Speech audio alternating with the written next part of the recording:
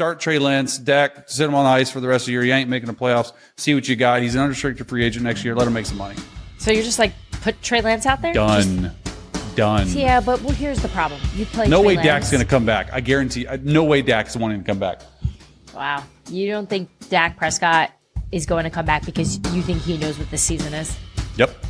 And a hamstring and a thumb. Why would you? Okay, if they go 3-8, why are you? And Dak can come back. Why are you coming back?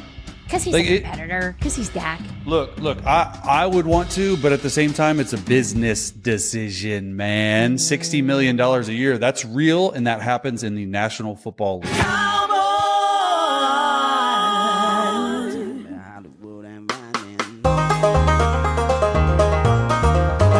Welcome back to the One Star Cowboys podcast. I'm Kent, filling in for a very busy KT today. As we have a lot of things going on in Cowboys Nation, people aren't happy, and who better to chime in on things that aren't good than our best friend, David Tiny Jim Helman of Cowboys.com/Fox Sports, formerly Cowboys.com. That's where I'll always think of you from, David. You can find his stuff now on foxsports.com, podcasts, all that kind of stuff. What's up, Dave? Well, yeah, man. I mean, we were in the trenches together, Kent. So yeah, man, DC.com forever. Hey guys. Just flash back to us you're living the fancy life out there, in the Fox studio now, but flash back to us in an RV at Lad People Stadium, we've come a long way from the Winnebago at the Senior Bowl. That's for sure. Yeah. Even the Senior Bowl has graduated from Lad People Stadium. So yeah. Well, that's so true. Dude, awesome to have you here. Welcome to the new show, by the way. We used to have you on a bunch on About Them Cowboys, but this is One Star. We like to get a little weird here. We got a Discord popping off this morning as the listeners are chiming in on this trade, all the Cowboys news. John, you broke the story, or I saw your tweet about it. I didn't break any story. But Jerry broke the story this morning on the Fan about Dak. So let's start there, John. Yeah, no, Jerry came out this morning and he had a lot of news to share on purpose. It's just like Jerry talking after the game. This stuff has never happenstance. He knows exactly what he's doing. He was not going to come on the radio this morning and not give anything on the day of NFL trade deadline. And so the biggest thing to me is that he said that Dak is likely to go to injured reserve. So that means he's going to miss at least the next 4 games. And why I say that's the biggest thing is because he later mentioned that they had works of getting a wide receiver. And that factors in because if you tell me Dak's out for the next 4 games, guaranteed, possibly more, then this season's pretty much cooked, and it was already heading that direction anyway. So when you're making a trade, it makes you look at it as kind of, all right, well, maybe that's more for the future than it is this year, because while he holds out hope and mentioned the storybook potential ending, let's be real. Nobody is expecting this team to turn this thing around and have a storybook ending. There's multiple ways to look at this. Obviously, Mingo has 2 years left on his rookie deal. So it does make sense from that sense that, it is something for the future. But a 4th round pick is kind of a heavy price for Mingo a little bit. I think that the reaction. Well, hold on real quick on that. Let me just say this real quick. Having listened to Jerry Jones for the last 15 years of my life, much of the time I'll never be able to get back. I will tell you this. They called Carolina. Yeah. Jerry always says that you don't get good deals. You got to wait for teams to call you. You give up a 4, it reeks of they called them. There's no way Carolina was calling around and they got a 4th from the Dallas Cowboys on this. This is a very Jerry wanted to make a move, so they were calling around. And much why you only get a 5th for Amari, because you're calling other teams being like, hey, we're trying to get rid of Amari Cooper. No, the Browns didn't call them first. I mean, and again, I don't know this factually, but I'm saying, like, if you read the tea leaves and you're around this long enough, that's where both of those moves, because they're being compared so much today, both of those moves, they don't look good because it reeks of the Cowboys are ones that made the call on this. Yeah, and so for me, with Brandon Cooks being a free agent after this season, if you're trying to have a receiver core of Lamb, Mingo, and Tolbert for the next couple of years or something, I get it from that standpoint. Again, I think what most people have a problem with is really just the cost. It's not really about the player, and I think Mingo is going to catch strays because of this and from the fan base and things like that, but it's not really about him as a player. He was a second round pick. He was a 30 visit for the Cowboys. They liked him in the draft process.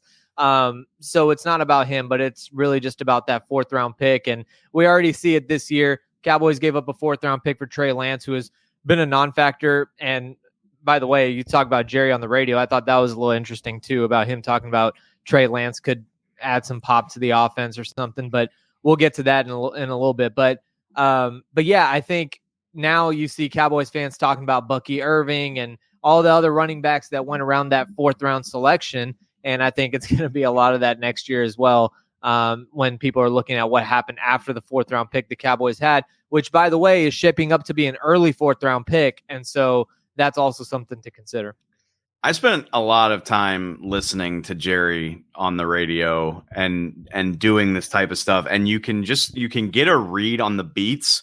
And I feel so confident, guys, that here over the next few days, when Jerry has a chance to talk about this in more detail, and when Stephen Jones gets a chance to weigh in, maybe, sometimes when stuff like this happens, they even make Will McClay available. Maybe Will will have a chance to talk about it.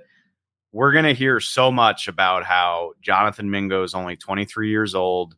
He was talented enough to be drafted in the top 40, the top 50 picks. He was 39th overall. So yeah, top 40 picks. And they're going to say, like, they felt better about doing this trade than going after a wide receiver in the NFL draft. It's the same stuff that they said about Amari Cooper when they gave up a first for him. But the thing is, there was just so much more to feel confident about when you did the Amari Cooper deal. And that's where it comes down for me. Like, if Jonathan Mingo was off to a better start, I could get a lot more on board with this, because you got 2 years of team control and a young guy that can step in here and fill a meaningful role on your receiver core. But Jonathan Mingo has been passed in the pecking order in Carolina by 2 guys now. I mean, obviously Xavier Legette, who they just drafted, but even Jalen Coker, who is not a overly hyped draft pick or anything, is just taking up those looks and those targets in the Panthers offense. He's off to a fantastic start. And so if Carolina is that willing to cut bait on a guy that they just drafted, it's just hard for me to buy. It's hard for me to buy that this is going to lead anywhere meaningful. And it's definitely, like you said, it's got to be a move for the future, because you're not even going to have Dak until December now. And it's tough for me to swallow when you think of what you can get in the 4th round, what the Cowboys have found in the 4th round before. I don't know. It's not the end of the world, because he is only 23 and you do get 2 years out of him, but it just kind of feels like doing a move to say you did a move to me. Yeah, I think it comes down, for me, at least, to the player and the price. To your point, Dave, I think if it is a player that's shown some production in the NFL, a couple touchdowns, maybe an ankle breaker type player, you would feel differently. I look at the guys drafted. No, I don't think you would, though, because that sounds like what you just described, man. That sounds like you're going to have to give a first for that guy. Man, who's this player you're talking about? 2 touchdowns? Wow. They just gave 2 touchdowns for this guy. You think they're getting worth one in the 2 touchdowns for 4th round picks? Man, when I woke up out here, like we were just joking before we started recording, everything happens early as hell out here on the West Coast. I woke up early and saw this news going down, and I saw the trade announcement first, and I was like, okay, Cowboys, all right, I get it. You did something good for you. And I'm in my head, I'm like, all right, whatever. If this was a 5th or a 6th round pick for a guy who can be your 3rd or 4th receiver for the next 2 years, whatever. And then 5 minutes later, I saw that it was for a 4th. And I was just like, what on earth? When you consider, and I know that they're on the last years of their deal, but Deontay Johnson was a 5th. DeAndre Hopkins, who just went off in Kansas City last night, was a 5th that can move to a 4th. And like I said, I understand that those contracts are expiring, but that's the price that you're paying for proven NFL production. So you're paying a higher price for a guy that we don't know for sure can be a consistent option in your offense. And by the way, real quick, the Cowboys have been draft and developed for a long time, but when you have Dak's contract and now you have CDs and Micah's coming up, Tyler Smith is coming up, like when you have all these contracts, those 2 years that you're getting on a rookie deal for that 4th round pick, the 2 extra years, that means a lot there. And the Cowboys have had success in the 4th round. Obviously, we know about that, but the draft is kind of also a little bit of a shoot. And I was looking at just because Mingo was a 2023 second round pick. Dude, the Cowboys 2023 second round pick has played 3 snaps in the last 2 weeks. It's crazy. Like, and that's the tight end, Luke Schoonmaker. And I think it's like 5 snaps in the last 3 games, 3 in the last 2. Like, he can't even get on the field. So I guess my point is like these draft picks, like you have to hit on them, especially when you have the philosophy the Cowboys have, and you need to get that cheap talent that's producing for you on the field. Yeah, all goes back to their evaluation, probably, with Mingo, considering they probably look at Carolina. It's not a great place to evaluate talent, considering some of the players that have left there and had success elsewhere. Curtis Samuel comes to mind. DJ Moore obviously was good before he left Carolina, but looking at the players drafted after Mingo, first 3 wide receivers: Jaden Reed, Rashee Rice, Tank Dell. All those guys have had significantly more production than this guy. Listen, you threw it out there, Saad, that their receiving core could be Lamb, Tolbert, and Mingo. That doesn't sound great to me. I'm still under the impression that they need to go spend either a high, a top 3 round pick on a wide receiver, get lucky in free agency where something falls in your lap, like what happened with Houston and Stephon Diggs. I still think they need help at wide receiver. Who knows? Maybe Mingo. That's a really good point, Ken. Ceiling. You got to be hoping that this guy meets his max, like his ceiling of what you had when you turned in your board that year. Like that's what you're betting on with this by spending a 4th round pick on this guy.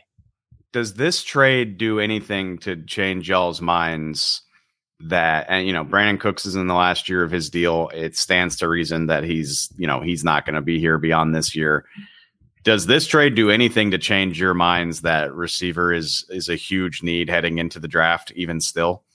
No, I mean, I think it is, but I don't think it will be for them. I think that's why they did this move, is because they're going to look at it as, going forward, we're going to have CD, Mingo, Tolbert, and they're going to keep selling on Brooks too, about the upside of Jalen Brooks. Like I've already, it's like we've seen how this whole story unfolds, like how they make these moves and then what they then tell us after. Now, I could see them signing a 1-year deal veteran type thing for another player in the offseason, but I don't think that they're going to be drafting a wide receiver high. I think that they're going to use not necessarily a 1st round pick. I think they're going to use a high pick on a running back, and just going by what Dane has been saying about how good of a running back class this is.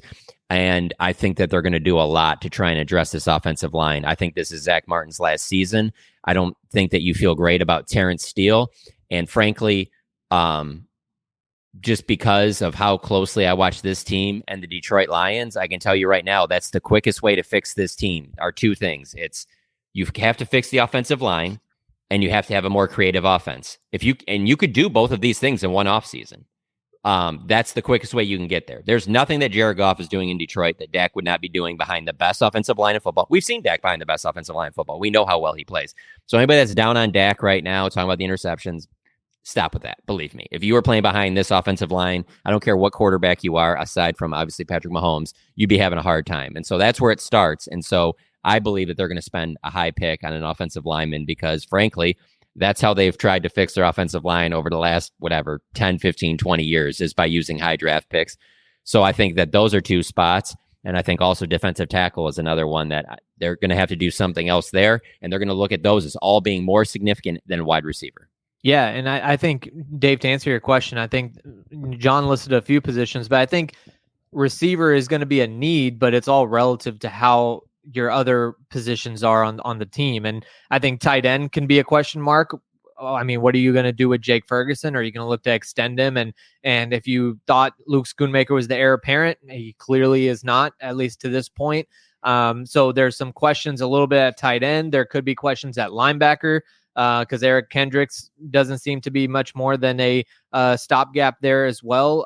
There's a lot of question marks on this team, whereas I think wide receiver is going to fall down the list a little bit, especially if Jerry in the front office look at it as kind of a lump sum investment of like how much money we're investing in the wide receiver position, and CD's taking a lot of that pie. They might just look at other positions to invest in. Let's be honest, where this thing's headed is for a new coaching staff, and the new coaching staff, one of the key things will be that it'll be a more current type of offense with a lot more motion, a lot more of the things that you're seeing from these other teams. It's not going to be the traditional. So that's going to be sold too, of like, we could see even better CD. We can see more from Jalen Tolbert. We'll see more from Jake Ferguson. I just tell you, this is how this is all going to be sold during the offseason.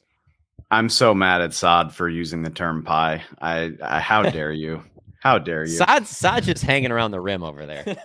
No, John, we're in the grind of the season. I haven't had a chance to like really think big picture about what might be coming, but I think you're so on the right track, because the Cowboys they gravitate toward what works. Like I'm going way back, but like, remember they got really hung up on the success that the Patriots were having when Gronk and Hernandez were doing their thing. Like they tried to become the dynamic 12 personnel team. I could absolutely see the Cowboys trying to model themselves after the Lions, in the sense of, if you have an impeccable offensive line, everything else stems from that. You've got a fantastic receiver who does most of his work in the slot.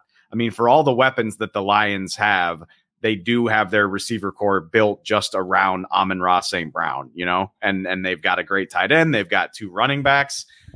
I could absolutely see them trying to model themselves after that.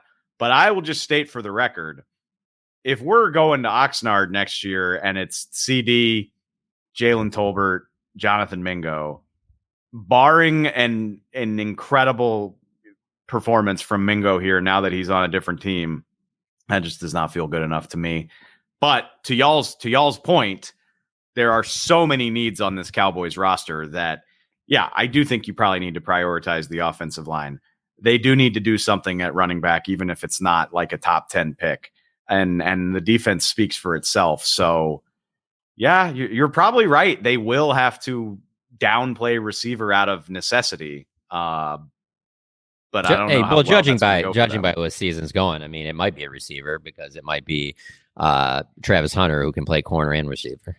God. The Photoshop people on social media have to be giddy with the amount of like Travis Hunter and Ashton Genty and all of the big time college prospects that they can start mocking. Could you just imagine though, if they got a top 10 pick and they took Genty after? Yes, I can imagine it.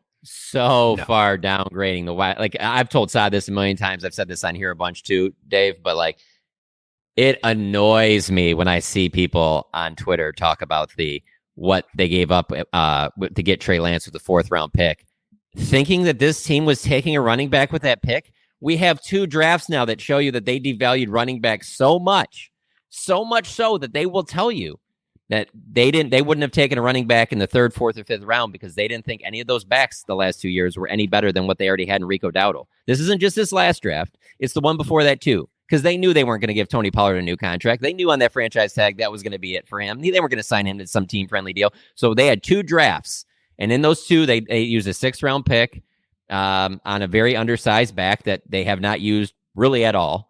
And so they didn't value running back enough to take 3rd, 4th round. So even if they have, in a perfect world, we're going to pretend like they didn't trade for Trey Lance. They knew they'd get the Dak deal done. They still had that 4th round pick.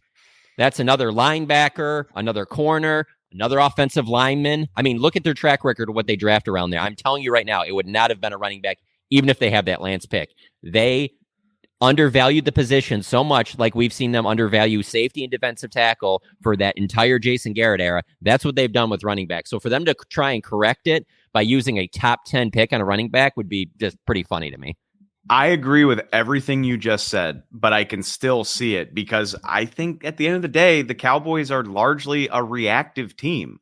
Like the Cowboys are not usually out in front of like league think. They're usually reacting to what's happening. And what's happening right now, teams with badass running games are dominating because of the way the rules have changed the game. Safeties are playing way back. Sorry to Mel Kiper. I don't think that's going anywhere. But if you've got either a great offensive line or a running back who can make stuff happen, or preferably both, it is a recipe for success. I hear you, John, and I agree with you, but I can imagine the Cowboys front office, specifically Steven and Jerry, being like, man, imagine how much better this line would look with Genty, who can turn nothing into 10 yards and can turn 10 yards into 50 yards. Like, we'd really be cooking with gas. That is not hard for me to imagine at all.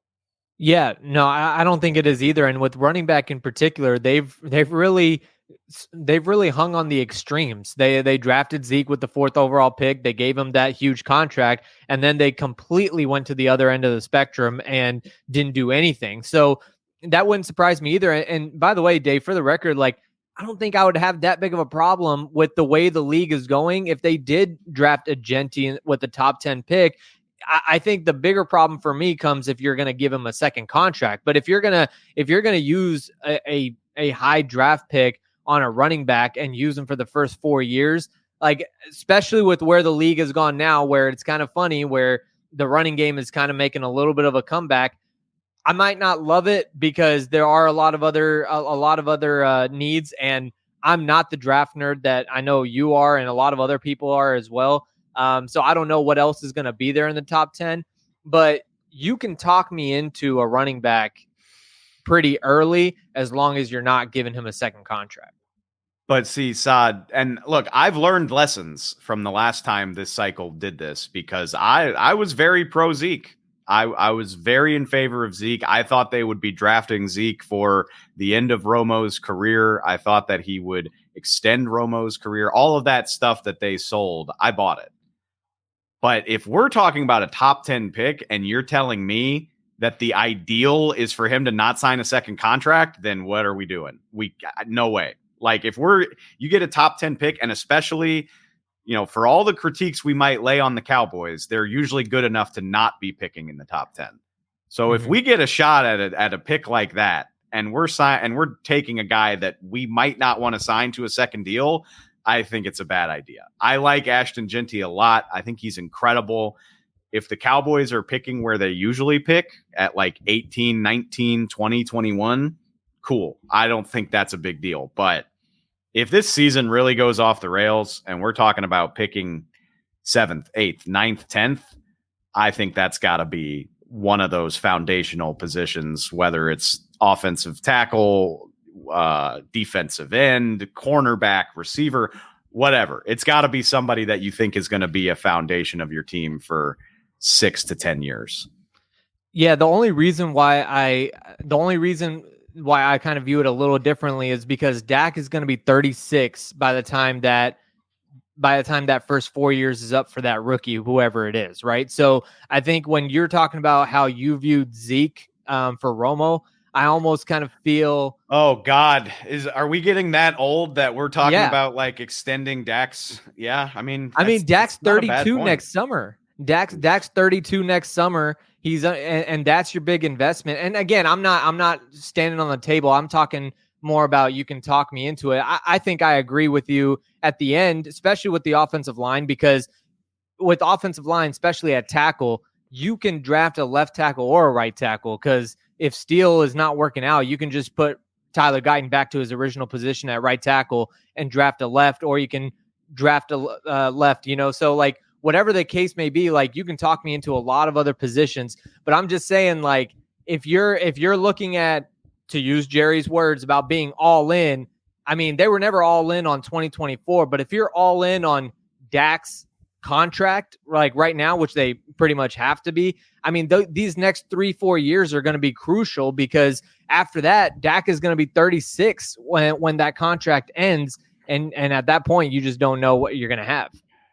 Yeah, I agree with you, Dave. I don't think you can draft any player in the top 10 that you're not expecting to get 2 contracts out of. I have to get at least 2, because this is an organization that you have to be going into it thinking that we're not going to be up here again. You know, we gave all this money to Dak Prescott. We gave all this money to CeeDee Lamb. We plan to give all this money to Micah Parsons.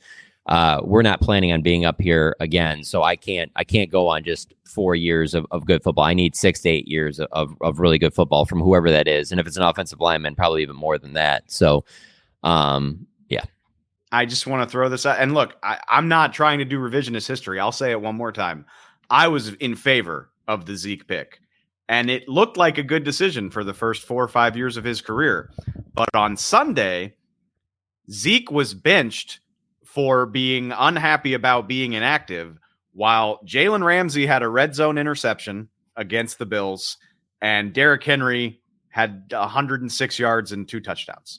Like, you have to think about it in terms of that when you're making top 10 picks, because ideally you want guys that can be playing for you for a decade. Now, obviously, but what did Jalen Smith do on Sunday though? Zeke was inactive. Yeah. I don't know the answer to that. I mean, to be fair, neither Jalen Ramsey nor Derrick Henry is with the team that drafted him, but they are still having very productive NFL careers far beyond 2016. Let's be honest here. I've said this before and I'll say it again. I was obviously a Ramsey guy, and let's be honest here. Jalen Ramsey gets drafted by the Cowboys. Jerry's not letting him leave. He's not leaving. Like, he's not letting Jalen Ramsey leave the Cowboys. So that Jalen Ramsey wouldn't have Jalen Ramsey wouldn't have wanted to leave the Cowboys the way that he wanted to leave the Jags either. Right. I mean, right. No chance. I think one factor in this is going to be who's the head coach and what's their strategy going to be for building the offense. I think that the head coaches were largely influential in drafting Zeke, and then McCarthy with drafting Micah, for example. So, which leads me, Dave, I want to take your temperature on the coaching situation here in Dallas. How do you think? What's your temperature on McCarthy right now? How do you think Mike must feel? And to be honest, look, I haven't been around the team on a daily basis in 2 years at this point, but just as a dude, I enjoyed Mike. Enjoy present tense. He's not fired yet. Like, he's still the coach of the Cowboys. I enjoy working with Mike McCarthy. I think he deserves credit for getting the Cowboys to a level of consistency that they hadn't had before. 3 straight 12-win seasons. You say what you want about what happened in the playoffs, but it was a level of consistent success that they have not enjoyed since the 90s. He's a decent enough dude. I found him friendly and easy to work with for the most part. But how must he be feeling right now? Like, they are an undisciplined, poorly coached, boring football team. All of their best players are injured. And I mean, Mike's got to know in his heart of hearts, and it's his job to not focus on this, but he's got to know he's just playing out the string, man. Like, what is the scenario where he gets a new deal here? Like, what would that even look like? They somehow don't lose again? Like Cooper or like Cooper Rush goes 4-1 again as the starter, and Dak comes back and they just go on Jerry's magic storybook run. And even then, they probably need to not disappoint in the playoffs. Like, what would it look like for Mike to get a new contract? I just can't see it. There's only like a few small scenarios where he gets an extension. And it's, for me, probably like you make the NFC Championship game.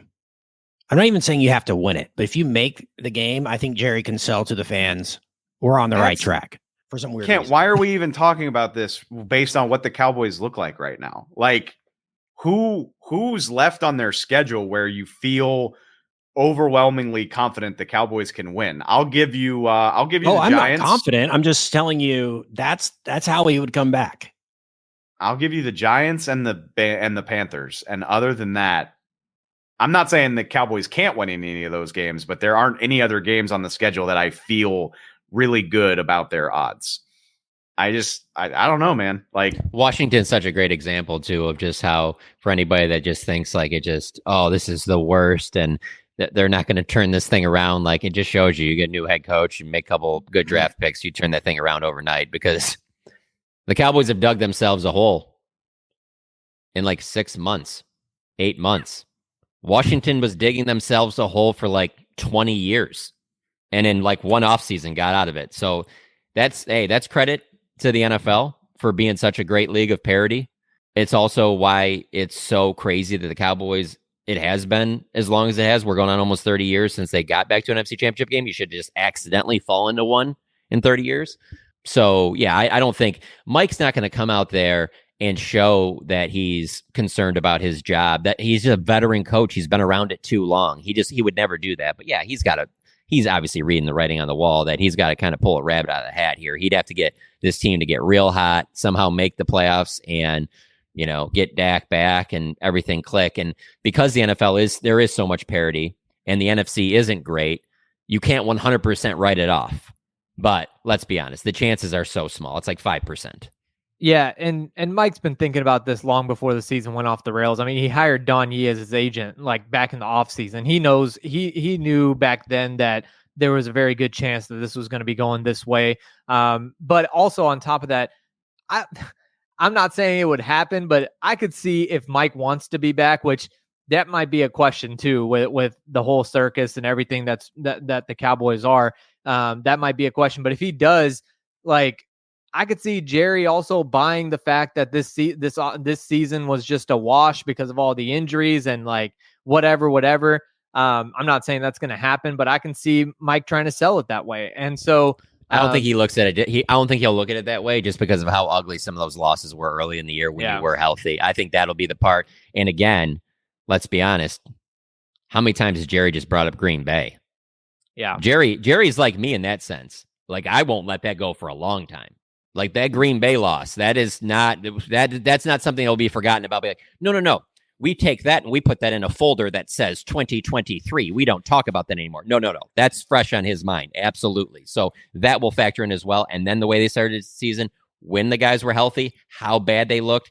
I mean, honestly, to me, the Green Bay thing's the worst. But you can damn make an argument about that at New Orleans one, especially with what's happened with Dennis Allen and what they've done since then, where you're just like, that's inexcusable. At home, not even close. Game was never even close. Blowing them out. Like, they needed the Saints to go to the Super Bowl for that loss to look okay. So no, I don't think that he'll get any of that that type of leeway off of the way this season ends.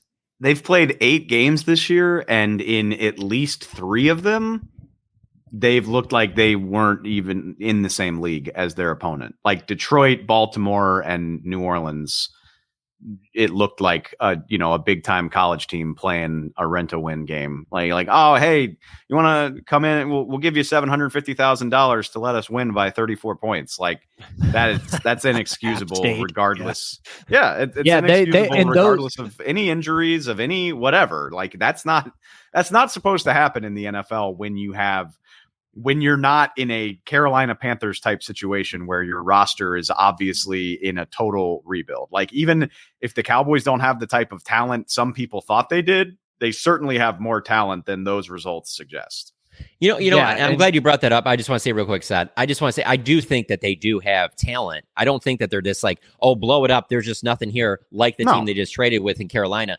The problem that the Cowboys have right now is that talent, well, one, it's very top heavy. And so when there's injuries to that, the guys the next guys up are just so far off. Now, and let's be honest, they were hoping for something more out of Sam Williams and Marshawn Nealon and things like that, with younger guys taking on bigger roles, with Dorrance Armstrong gone and Dante Fowler and guys like that.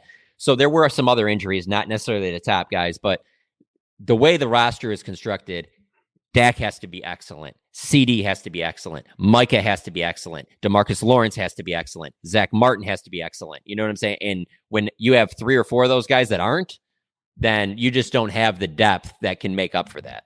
Yeah, and on top of talent, I think their talent is really wired to only play in one way, which is from ahead. And Dave, in all those losses that you mentioned, against Atlanta, I'll throw Atlanta in there too. Against Atlanta, they were up 3-0, man. They had all the momentum. Against Atlanta, New Orleans, and Baltimore, each of those games they went down 14-3 in the first half, and against Detroit they went down 17-3 in the second quarter. So they were down 2 possessions in the first half to all in 4 out of their 5 losses. And so even with injuries, and I know Micah obviously not there, all that, Micah was there in New Orleans. Micah was there against Baltimore. So was Lawrence. So was Nealon. all these guys were there for the New Orleans and Baltimore games, but those guys, what the Cowboys want is for those players to pin their ears back and rush the passer or whatever, things like that. You can't do that when you're down 14-3. And so not only do I do think they have talent, but they also play a very specific type of football. And I think that was a big reason why Mike McCarthy was on the sideline smashing his tablet, because he knew that if the offense doesn't get it going early, and if it doesn't happen right now, this game is going to get out of hand, and which is exactly what happened.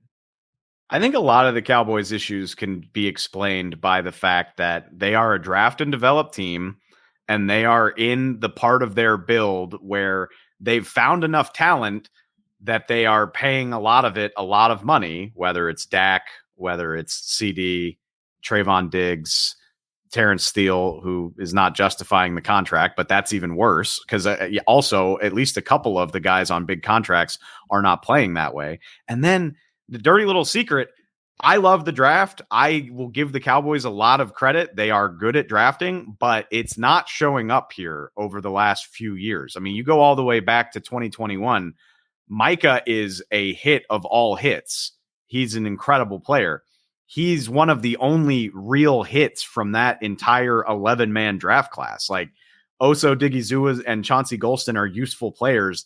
That's all the production they got out of that class. Tyler Smith at the top of 2022 and Deron Bland, that's nice.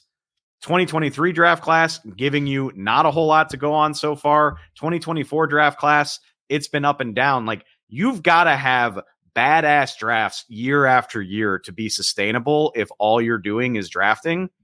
And it's not terrible, but it's not up to the snuff that it needs to be here over the last 2 or 3 years. And when you let Dorrance Armstrong and Dante Fowler and guys like that walk out of the building, you need the draft picks that replace them to kick ass, and they're not kicking ass. Yeah, and real quick on that too, because it's not like you can be draft and develop and be fine, but you just can't sit out free agency altogether. And what I find kind of funny, do you guys know who the top 2 rushers are in the NFL right now through week 9? Derrick Henry and Saquon Barkley. That's right. And you had a chance to get either one of them, and you could have got either one of them. Do you know who the second leading rusher is in the AFC right now? In the AFC? After Derrick Henry? It's Tony Pollard. So now, again, I get it. I would not have wanted Tony Pollard on that contract either. So I'm not playing revisionist history here. I'm just saying it kind of seems like the football gods kind of laugh at the Cowboys sometimes with I swear every time the Cowboys hit a new low. I tweeted this last week too. It feels like Derrick Henry's in the news for some crazy game he had, or Saquon Barkley's jumping over a defender, or something's happening every time the Cowboys hit a new low. So yeah, you can be draft and develop, but you can't just sit out free agency altogether. Yeah, I agree with the not sitting out free agency, but the running back thing, like I never will have an issue on that. That's the stats you just gave are so like, no way would you have said that before. That like, we got to get a running back right now. They're about to take over this. Nobody would have said that. Like those guys enough people overproducing on that. Yeah, there are enough people though that were in on it. I can give you a great example. Derrick Henry a call. We'll use Derrick Henry as an example. What Derrick Henry's doing right now? You think that Derrick Henry? Anybody thought that? You think he's getting $8 million a year? He's getting like 15, 16 million a year if you knew he was going to do that. He's going to get Offensive Player of the Year. Nobody thought he was going to go out and do that. Here's the biggest reason why, because of the health and the durability and just how many hits that guy's taken. So my problem is that you don't even call him, that you don't even entertain the possibility of maybe you get a deal on him. That's the issue I have with that. I also have an issue with you not drafting a running back at any point over these last 2 drafts, somewhere in like the 3rd, 4th, 5th round range. And even if that back is no better than Rico, he's on the level of Rico, that's fine. Then you have 2 guys that are on that. That at least gives you something else, some change of pace, things like that. I like that more than the idea of just like, no, we're just sitting all of this out. We're not doing anything in free agency. We're also not going to address it in the draft. So, because like there's a lot of things that they did in the offseason I literally don't have a problem with. Like what you just said, Dave, about the Dorrance and Dante. And hey, that is Nealon's time. You used a 2nd round pick there. And Nealon was a guy when you got in the 2nd round, you're like, damn, that's pretty good value there. And you expected Sam Williams, a guy that you used a top three round pick on, to step up there. So I have no issues with that either. But to not do anything else, like to not, what do you mean all you got was Eric else? Kendricks? They signed Zeke. No, Yeah. let me Kendrick. be clear. Letting guys like Dorrance Armstrong and Dante Fowler walk is the right way to play it. You just need the people in your building to fill their shoes, and that's not happening for the Cowboys. That's so much of the stuff that people harp on doesn't bother me. Yeah, like I mean, Yeah, I agree. I'm saying not signing Derrick Henry. It looks really terrible right now, but even that, certainly Saquon Barkley, like $38 million. That's not what I need them to do. I need them to care on some level about adding talent. I mean, the one that really sticks with me, he's not even having a great season, but the Cowboys weren't even willing to give Zach Moss $3 million guaranteed. I mean, he's got 250 yards for Cincinnati. He's certainly not lighting the world on fire, but it's a guy who can play at or above replacement level at a position that you really need. Like, it's those types of signings, or even if you don't want to, certainly you don't want to pay for Dorrance Armstrong, but it would have been nice to see them bring in a veteran edge rusher who can do the dirty work, who can be your third defensive end, play a role on special teams, be good against the run.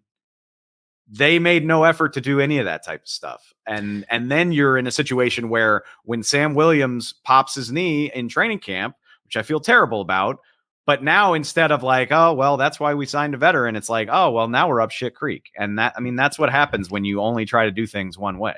And then the other one, because you said the Dorrance thing, and then you said about the offense. Well, I'll bring up the offensive line part too with the Tyron Smith and Tyler Biotish. Like, so you address those with the draft, and that's asking a lot of rookies, and so that's less than ideal.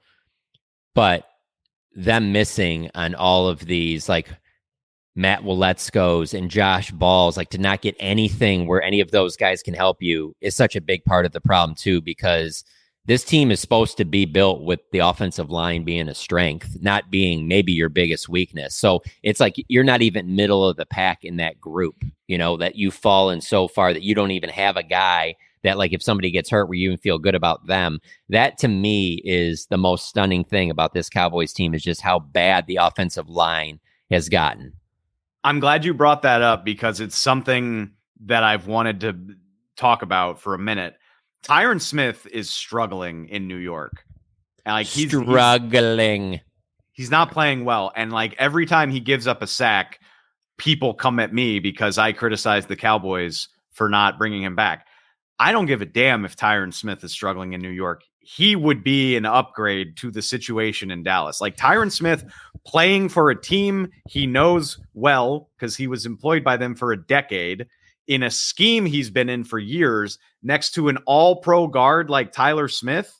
Even if he's a step or two below what he was last year, Tyron Smith would be helping this team so much over what they've been getting from the left tackle position. It's not even close. And you still could have drafted Guyton, where he's either Tyron's understudy, or at the point we're at this season, he very well could be your starting right tackle, which is what he played in college. So even if you bring back Tyron, it's a 1-year deal. That's not going to stop you from using a first-round pick on a tackle. Like, it's so crazy that like you give Tyron a similar deal to what the Jets did. You sign a veteran running back, and not even one of the sexy ones, just a replacement level running back. You maybe add a veteran defensive lineman who can just do the job. And I don't know if it would have worked out, but I would feel so much better about thinking that they had tried to compete this year. Because really, I came away from the offseason just like, man, y'all don't really give a damn, do you? It's funny because the two polar opposites to me for an offseason coaching search are Bill Belichick and Ben Johnson. And in both of those situations, it just cracks me up because of what you were saying earlier, Dave, about you need to draft well. Well, Bill Belichick comes in, he's going to have a say in all of that. And obviously his track record in New England was not great when it comes to the drafting side. So that doesn't look great. But then the other side is like you look at Ben Johnson, and two key pieces of his offense are they got a veteran back, or veteran-ish back in David Montgomery that you had to spend a little bit of money on. And then they used a high draft pick on a running back in Jahmyr Gibbs. And so if that was your coach, I'm sure that would be the biggest thing he'd be looking to do is to fix that offense with the offensive line and running game. It just would be funny to see them go from where they devalued running back so much for 2 or 3 years, and all of a sudden it just becomes this huge priority for them. Time's a flat circle, baby. That's why I can easily imagine a world where you're sitting there front row taking photos on your iPhone while they're holding up the Ashton Genty jersey, and they're just like, this guy's going to help every position on the offense. Like, he's going to make Dak's life easier. He's going to where Cooper and Tyler aren't going to have to open up as big of a hole because he's just going to get through it. It's so easy to imagine. Yeah, and also I think whenever they do get to the point of addressing some of these needs, whether it's in the draft or free agency, I think it really goes back to, Dave, the point that you made way earlier about them just being reactive. I mean, to me, a lot of why people are so enamored with the Shanahan tree and the Shanahan offense is because it created a new trend. It created a new way of running the offense and doing things. And I'm not saying the Cowboys need to go out of the way to zag every time the league is, going one way, but at some point you have to at least be with the times. If not, ahead of it, at least with it. But it always seems like they're a little bit behind it. And I think that's the root of some of their problems too, at least definitely offensively. I'm so real quick on that, Dave, though, we can't let this pass. If you're going to bring up me taking pictures and things doing, I said that with love. That was a compliment. No. And I take it. I take it with love. I appreciate that. You think that does better numbers than Dallas Cowboys head coach Deion Sanders holding up a Travis Hunter jersey? Oh my God. What do you think those numbers do? Break the internet. Yeah, break the internet type stuff. Like every outlet in sports media would be on that. That would be Jerry's like, I don't even know if he'll be a good coach, but we'll be super relevant the entire time he's around. That actually, in that all leads honesty, into what I wanted to ask you, Dave, about who you like it as a coaching candidate for this team if it's not McCarthy. That's what I was going to say. Like, I'm so curious to see where this goes if Mike is done. And I don't want to, like I said, I like Mike. I'm not saying he's done a good job this year, but I like him as a dude. I'm not trying to like dance on his grave, but it looks like he's going to be done when the season's over. And it was very easy to read the tea leaves in 2020 because Jerry gave Jason Garrett this long runway. He wanted to develop him into his own Tom Landry. And when Jason left, Jerry's whole thing was, well, if this didn't work out, then I have to go get a guy who has definitively done more as a coach than Jason Garrett. That was Mike McCarthy, who had won a Super Bowl. It looks like that's not going to work out. So do you double down on that and say like, okay, well, there are still other coaches who have accomplished more. We could go get, obviously, Bill Belichick is going to be the obvious one that we talk about. Pete Carroll's another one. Didn't really seem like Pete Carroll was ready to be done coaching when the Seahawks moved on from him last year. Maybe that's one that you talk about. Or is Jerry willing to zag into a completely new direction where it's like, all right, enough of these older established coaches, like we need the new wave, whether that's going after Ben Johnson, which, just as an aside, I can't wait to see where Ben Johnson does wind up going because he's been in Detroit for so long now at this point. Like, what opening is going to be seen as good enough for him? Or, I mean, Deion Sanders. Cowboys. He would take Cowboys. I tend to think that he would. Yeah, I think he was going to take Seattle. Remember, because that interview was still going on with Washington. And then that day, the Seattle job got filled. And then so that gets leaked out that he was asking for all this money from Washington. And so this is just my belief. I haven't heard this from anybody. I believe that it was, that's how much money he wanted from Washington. Keep in mind, this is before Jane Daniels, whatever. Yeah, you just saw the Panthers literally have a new head coach get fired after the first year with their rookie number 1 draft pick quarterback. So that's no guarantee. I believe that was the price he wanted from Washington, but he really wanted Seattle. And he's not turning down the Dallas Cowboys. Because here's the thing. It's not just the Cowboys brand and the chance of being the Dallas Cowboys head coach. If you're a guy like that, an offensive guy, you're going to look at Dak and CD and be like, yeah, I can put some pieces around this. I can make this thing work. You're not getting a bare cupboard where it's like, all right, man, go get some draft picks. Try and turn this dumpster fire around. Also, don't leave out John Gruden either. Okay, Dave? Yeah, well, I will say Ben Johnson is going to be the sexy pick for young head coach, but I think Bobby Slowick is someone that if you're still trying to pick at that Shanahan tree and things like that, I mean, he was in the rumor mill, whatever you want to call it, last year. I don't know how much he's going to move the needle, but I do think he'll be in that conversation. I need to see the for Texans overcome some of their issues right now. That's my big difference there is that when I say Ben Johnson that's like the Lions going to the NFC Championship game or potentially the Super Bowl. I don't see the Texans doing that on the other side. Like, I don't think that they'll have those January wins that will elevate him to where he's on that. Like, I think that there are still people that give more credit to what Ben Johnson's done offensively and think of like Dan Campbell as kind of this crazy guy that is benefiting from all these talented players and this great offensive mind, and that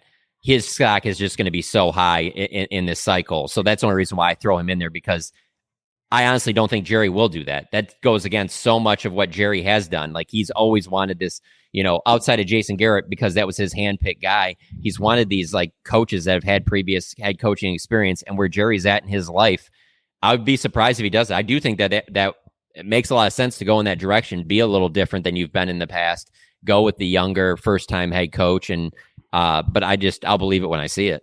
It's totally fair, Saad. Like Bobby Slowick, I'll throw in Liam Cohen and Zach Robinson are both doing good work in Tampa and Atlanta right now. Like, if you're trying to bite off of that Shanahan tree and Sean McVay tree, that's probably where you need to go.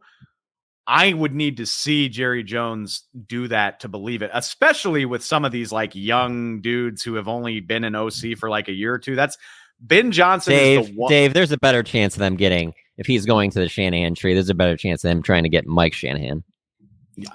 That's a good point. I have a couple of names I want to throw at you, Dave, though, before I know we're running out of time. I have a couple names. I mean, I'm not going to go as far as to say none of them are good, but like,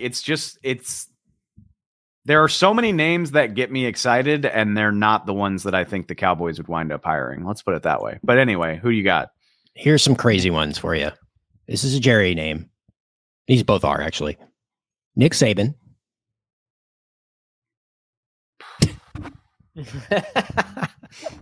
Okay. Hey, he fixed your football program. He sure did. He awakened the sleeping giant that is LSU football. I'm just trying to think like Jerry here. And a player you gave the mean mug to on the sideline years ago, Jason Witten. Dave. Cannot be ruled out. Cannot be ruled out. Absolutely not. No way. Interesting. I mean, Belichick would have to be GM basically. What about Vrabel, Dave? Vrabel's interesting. That's a Super Bowl as a player. That goes back to my point that there are so many directions Jerry could take this, and like the logical one. I mean, can we just be real? The logical one is Bill Belichick. And like, have you guys clocked Belichick?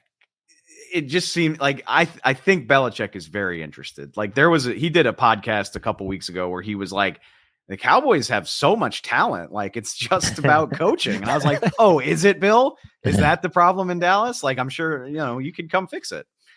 That seems like the logical conclusion.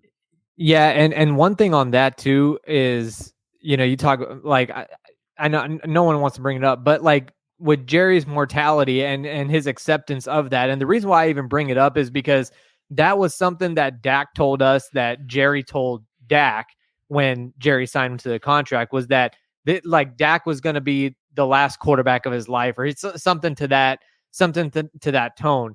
I think Jerry, if he gets in that mode where he really wants to get this done, and if he feels like Belichick is the guy that's going to do it, and Jerry's going to have to make a few changes here or there in his approach, I don't think he's going to get off the radio 2 times a week, but I do think that he might change his approach a little bit to cater to Belichick, because we saw him do it with Parcells when he wanted a new stadium. Like when it comes down to it, like Jerry is capable of making some changes. He won't be completely different. He won't go Mark Cuban on you, where Mark Cuban just shut up in the 2011 run because he wanted to take a back seat to everything. He's not going to do that. But Jerry can tweak some things. Man, the idea of Bill Belichick at AT&T Stadium in that press conference room while Jerry's talking outside of the locker room is just fascinating to me. I mean, That it's is just wild. Parcells. It's Parcells all over again. And Yeah. at the end of the day, I really think whoever replaces Mike McCarthy will have a Super Bowl trophy on his resume. And like, I'll leave a little bit of room for Ben Johnson because After he takes the job, is that what you mean? Or he's already have one on his resume? Like already, John. Oh, already okay, there. sorry. Already Sorry. there. My bad. Sorry. How could you possibly call your shot with You won't with leave a what room. we've seen You won't here leave over the room last for few like the years? Witten Jerry Homer pick of just guy who will come in and do what he's told and say the right things at the press conference. The Jason Garrett type hire. I'll leave a little bit of room, but that would be such an astronomical jump for Jason to go from coaching high school to coaching the Dallas Cowboys. I mean, you can't rule it out, I guess, but again, we're talking about. I mean, Saad's. What improves his chances? Seriously, in Jerry's mind, what would really improve his chances are the Lions winning Super Bowl. And while people might think, well, oh, that's why you'd go get Ben Johnson.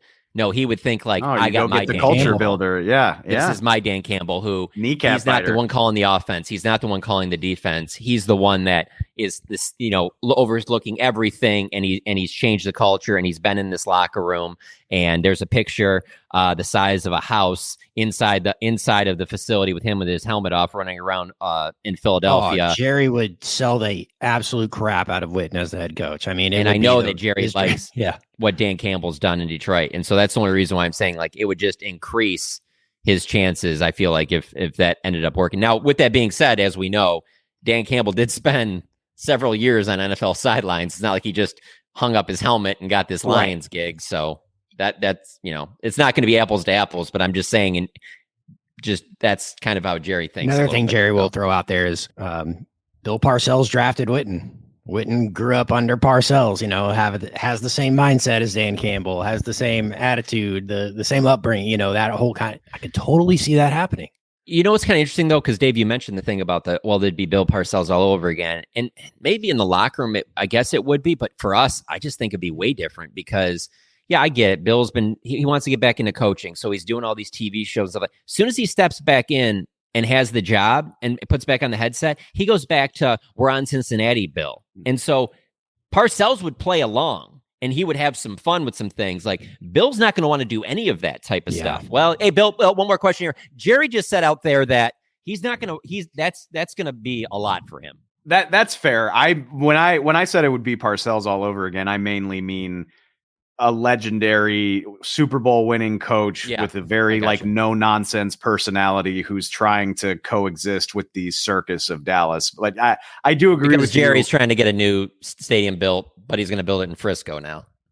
Oh gosh, already? Jeez, I mean, you can't eliminate any of those. A lot of land up there. You can't eliminate it. I mean, again, it's like the Jason Witten thing. It's unlikely, highly, highly unlikely.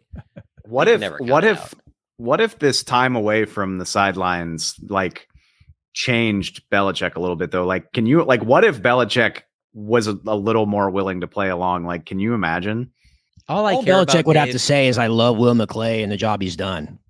And he's got the job, it feels like. I'm just trying to imagine Belichick doing commercials as the head coach of the Cowboys or something, just the wild driving stuff. Ford trucks around. Yeah. Papa John's doing dances with Jerry.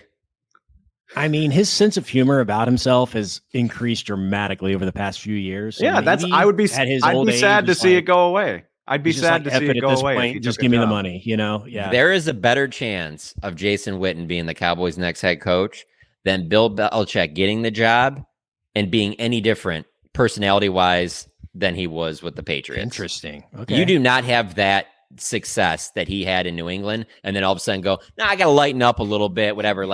No, he will go right back to, we're on to the Falcons, we're on to the Eagles. I believe that's in his core of that's how they were able to build what they built there for 2 decades. I just cannot see him going to where he lets his guard down and is kind of having fun with reporters and joking around. I can't even imagine that. Yeah, and also for him to maintain that personality, I also agree with that. And I think that Dallas would allow him to do that too because of Dak, because I do think some of the younger players and things like that, and I know you're talking about personality out to the public, but I'm talking about even in the locker room.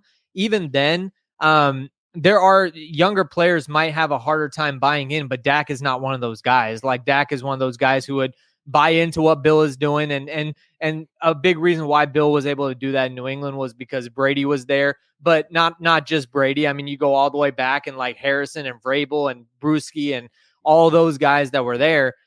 You have to have people like that. So I think Bill would be able to maintain that both in the building and out the building. The Dak Belichick relationship would be fascinating to me because Dak's only had 2 NFL head coaches, and I genuinely think that while Dak was playing, that he looks at those guys as mentors and I mean even friends, you know.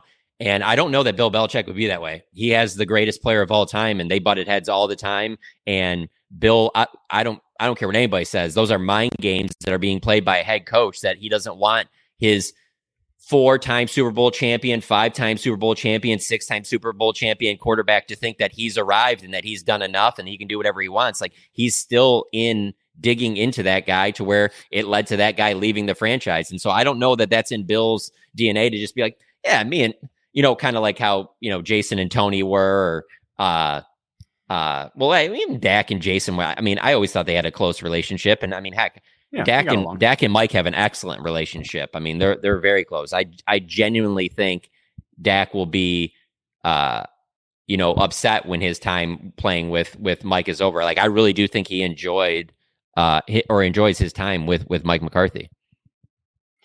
We have breaking news as we wrap up this pod. I want to get your reaction to Dave as the Commanders trade for Marshawn Lattimore from the Saints. Oh, hey. Add a piece, cornerback. No, Dave, you do TV. Traded a third rounder for it. Let's start that over, Dave. You do TV. You know that you can't act that way. You have to, even though it's something that's been talked about for weeks. You go, wait.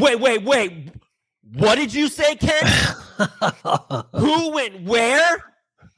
Whoa. Everybody, buckle up. There's a new top dog in the NFC. Calm down. People have been talking about this thing for weeks. Relax on 18. This. Monster deal in place. He now becomes the highest paid. Yeah, we know he's the highest paid. No new quarterback is getting a deal that puts him up with whatever Y.A. Tittle was making. Like, no kidding. Like, I don't know. It annoys me so much, and you know all the players I'm talking about. I miss you, Johnny. It's been a minute since I've had a good old fashioned Machota rant. Yes. Oh yeah. You don't love it when people are like, there's a new power structure in the NFC. No, I can tie this back to the Cowboys. I mean, if you're in the mood to feel optimistic, look how bleak it looked for even at the start of this year. Most people were pretty down on the Commanders. Most people thought Washington would finish 3rd or 4th in this division and not sniff competing for a division title. And 9 weeks later, they're making a trade to solidify their defense for a run at the NFC East. And that is the beauty of the NFL. I mean, you never freaking know. You said there's a Cowboys tie-in. Oh yeah, there is. One of the players involved in this trade, John Ridgeway. So Washington gets Marshawn Lattimore. Washington gets Marshawn Lattimore and a 5th round pick. The Saints get a 3rd round pick, a 4th round pick, and a 6th back from the John Ridgeway trade. So there's all of that. So John Ridgeway is not in actually moving teams. I think it's just the pick that was involved for the trade for John Ridgeway. And also, by the way, it would be fun if the NFL could somehow do player for player trades. Yeah. But just for comparison's sake, down the road. It happens every now and then. Not often. It just doesn't line up. Yeah. But Dave, to your point, real quick about the Washington. If I was playing devil's advocate, which to be clear, and John knows this, I think you do too. Like I'm a Dak guy and stuff. A lot of these quick turnarounds usually, along with the coach, have a quarterback change as well. Whether it's Jane Daniels, whether it's Joe Burrow in Cincinnati, and those quick turnarounds usually also have quarterback changes. Matthew Stafford in with the Rams, and things like that. But obviously Dak is here for the next 4 years. And so if you're somebody who, is not in on Dak, then that might be where you feel like the problem still lies. Again, I'm not one of those people, but there are those people. The Cowboys are never, ever going to be willing to crawl through the mud to the degree that you need to draft a quarterback like Jaden Daniels or Caleb Williams or anybody. I mean, the one time that they picked in the top 5 in recent memory was when an injury occurred to their already franchise quarterback. We literally led this show with them talking about acquiring a player in a trade during one of their most disappointing seasons in the last 5-6 years. Like, they're not wired to gun for a top 3 pick. That's not something Jerry and Stephen Jones are ever going to be okay with. So, I mean, look, but do you still think that like that's the only way to do it though? Because I'm kind of on the, I would say that I'm 65-35 leaning towards be bad, draft a quarterback high. And I used to probably be about 80-20 on it, but it's come back down a little bit with Goff and Stafford and some of these other things where, and then not just that, but just you see so many of these high picks that they go to these teams and you're just like, I don't know, like Jaden Daniels sounds great because it's working out, If we would have been saying this during Robert Griffin's rookie year, we would have been using him as a prime example. And it's just like, it puts you closer to getting a Patrick Mahomes, but there's a lot of teams taking swings that are bad year after year after year trying to get Patrick Mahomes, and they're just getting the wrong guy after the wrong guy. Well, yeah, I mean, Patrick Mahomes was pick number 10. That's like the greatest example ever of what a crapshoot this is. I mean, the third pick in the 2021 NFL draft is not even going to get a chance to start for the Cowboys after Dak's injury. I mean, it's a dicey proposition. And in a perfect world, you do get the Jaden Daniels and everything goes amazing, or you get the Joe Burrow, just draft an LSU quarterback, basically. Oh, I knew that's where this was going. Jamarcus Russell. I don't know how that Zach Menberger.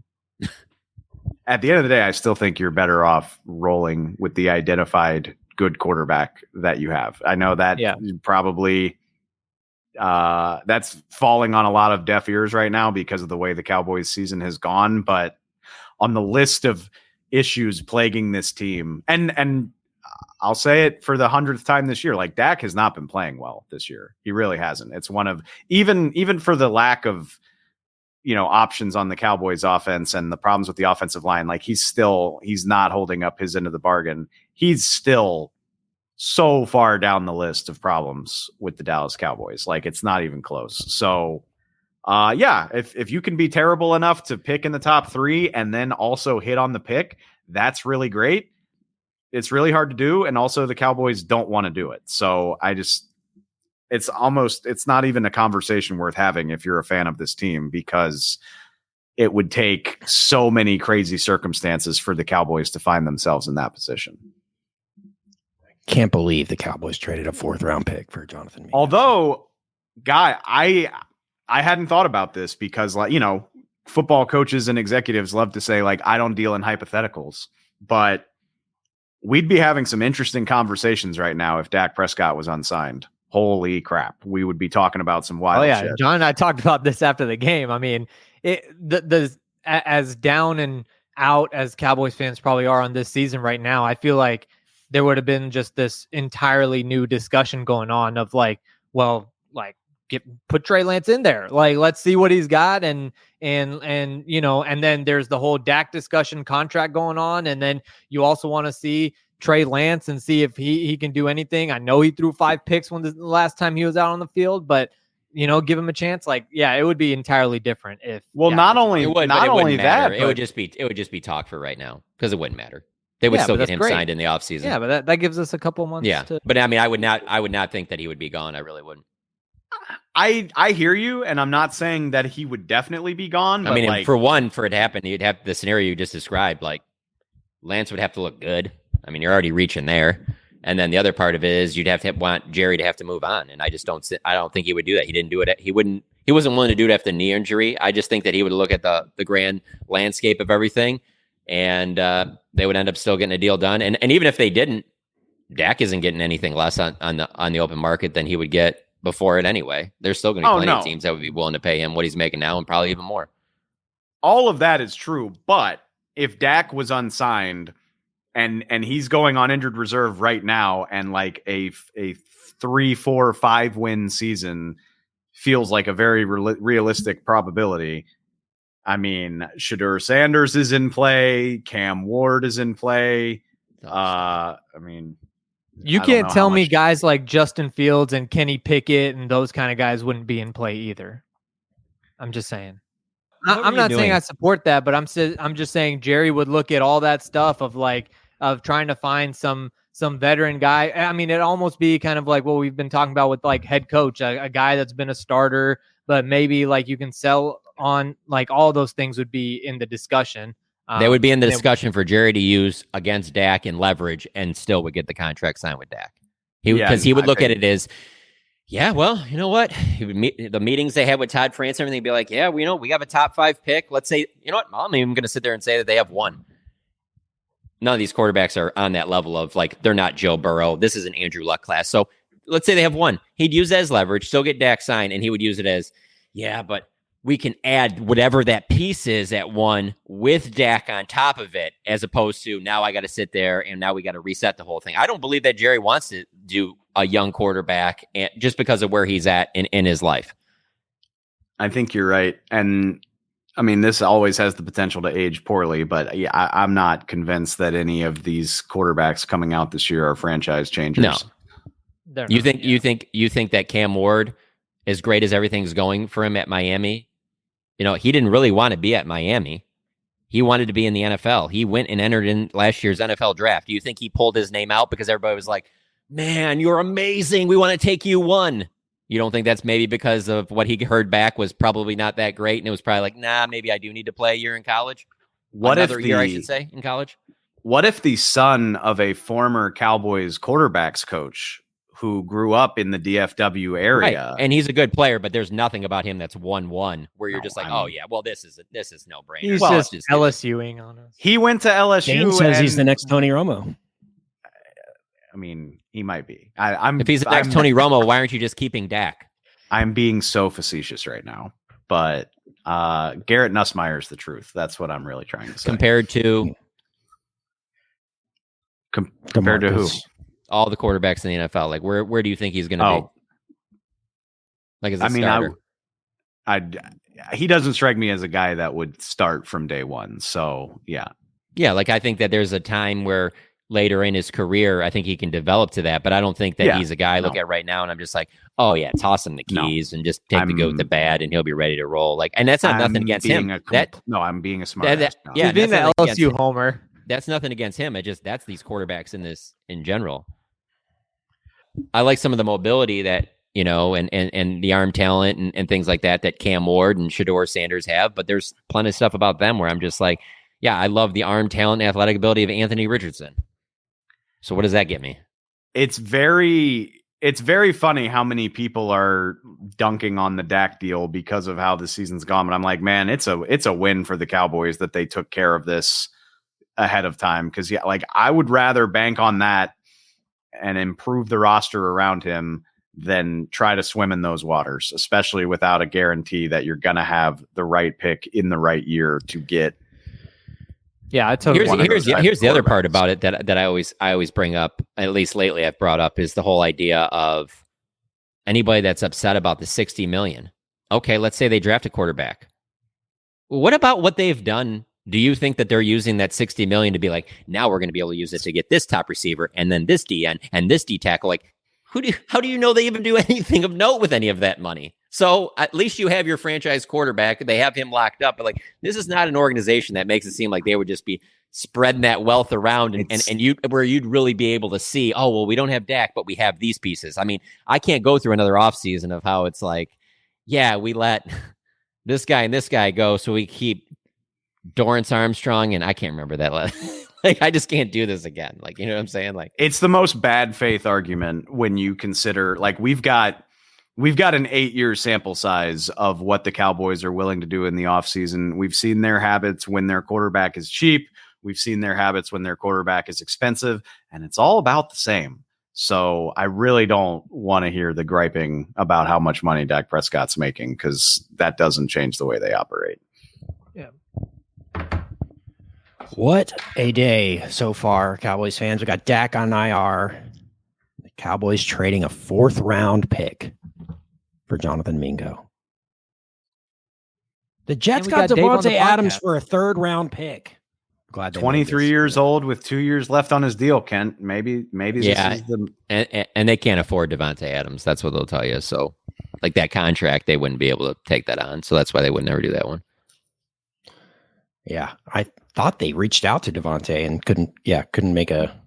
It was about the money, not the compensation. No, I mean Jerry specifically was asked about Devontae and Yeah. said we already have our number one. You can't just be paying all these number one wide receivers. So they gave the money to CD. That's the way he looks at it. So they never were going to do that.